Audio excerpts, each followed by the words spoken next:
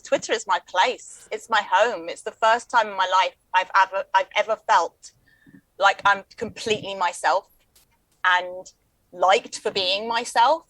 So I do spend way too much time on Twitter, Facebook a little bit.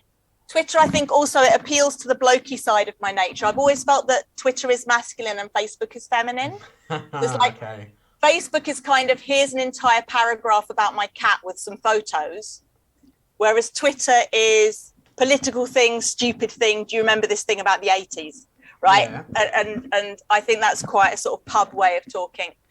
But saying that though, I've got this theory, I think, that in real life, people find me a bit too sober and loud and intense. So I'm annoying in a pub. Like, I don't get drunk. I sit there wanting to have conversations about things that go on slightly too long. And on Twitter, that's okay. It's okay to be sober on Twitter because people can't really tell. And I guess I am too intense on Twitter. I'm learning to keep my tweet threads down a bit more than I used to. But at the same time, it's okay to be opinionated on Twitter. It's what's expected of you, and you're part of a big melange. So yeah, it's the first time in my life I felt able to be completely myself, which is over opinionated, think slightly too much of myself, silly, rude.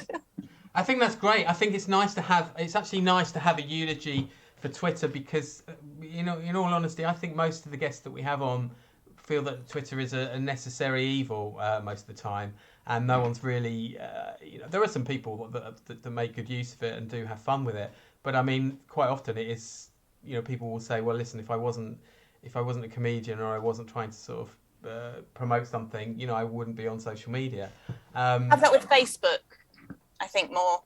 Twitter for me, I mean, I follow almost 3,000 people, and that's quite conscious. I did go through, I got emotionally abused by somebody on Twitter. It sounds ever so childish, but I got into this very incestuous little circle of friends who all talked about each other without naming each other.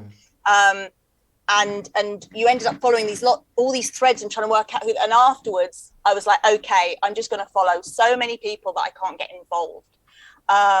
And I find that by having this really diverse timeline of stupidness and facts, and then even just things like, you follow some local orchard or something and they post a photo of an apple a day or something, is that you can scroll past the trauma if it's starting to get to you too much and go on to something else. I agree, actually. I mean, I do think in a nutshell, we're on the same page with that.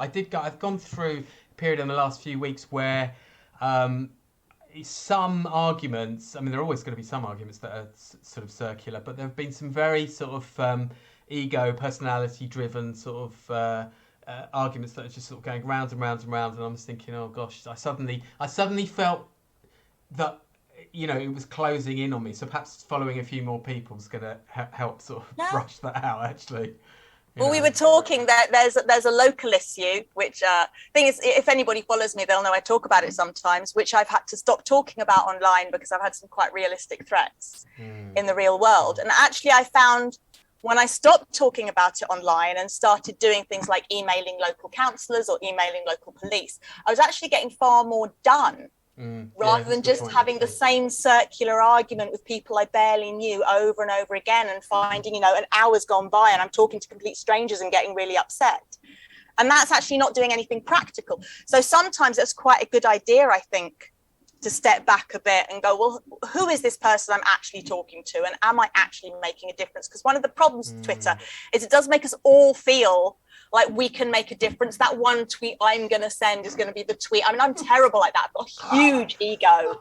And I'm terrible at going, what I'm going to say about this subject is going to be the thing that saves somebody's life. And sometimes you need to step back and not just be a keyboard warrior and actually going, well, hang on. Do the people who can change this thing in the real world, do they actually know what I think? Well, it's really, because so I do think that everyone's out there thinking that the tweets are a bit like algorithms, and if they can just crack the wording of one of them, they're suddenly going to kind of make this huge, massive difference. And obviously, if you put "this is the tweet" at the top of it, then you know that it isn't going to be the tweet.